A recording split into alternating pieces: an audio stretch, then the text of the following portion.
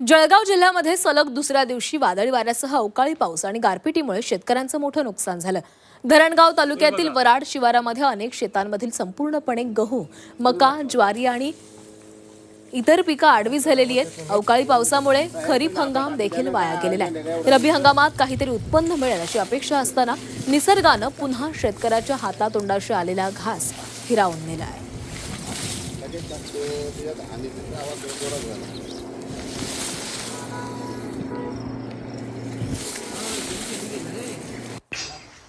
आणि इथून आढावा घेतलेला आहे आमचे प्रतिनिधी वाल्मिक जोशी यांनी।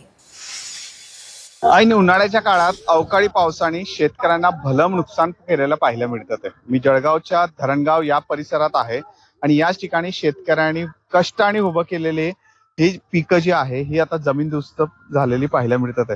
चौफेर नजर यदि फिरवली तर या ठिकाणी जे पिकं उभे होते काल रात्री अवकाळी पाऊस व वादळी वारा आला आणि होत्या तर नव्हतं झालेलं पाहायला मिळतंय। याच ठिकाणी जे कंस होते ते अगदी कापणीवर आलेले होते, मात्र हे कंस देखील शिल्लक राहिलेले नाहीये। दादा काय सांगणार, काय लागवड केली होती आणि काय झालं? सर एकरी खर्च नागाटी 3000 रुपये लागतात, परत रोटा करायला लागतो, परत पेरणी सगळंच खूपच खर्च लागतो। परत 4 महिने पाणी भरा, सगळं रातपाट सगळं करावं लागतं। इकडे कोणाचं पाणी घ्या, हे घ्या ते घ्या, आम्ही स्वतः काही हे करत नाही, पण आम्ही लेकरासारखं त्याला वाढवतो, हे सगळं करतो।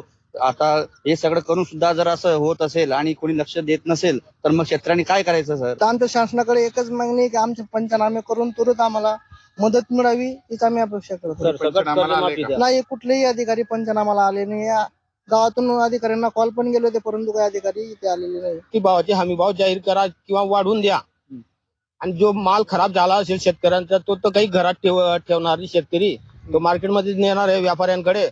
प्रत्येक तालुक्याला तुम्ही खरेदी केंद्र चालू करा आणि तो ऑनलाईन सांगताय, ते ऑनलाईन डिजिटल पद्धतीने तुम्ही ड्रोनद्वारे तपासणी करून घ्या आणि सरसकट मदत जाहीर करा। वाल्मिक जोशी, झी मीडिया, जळगाव।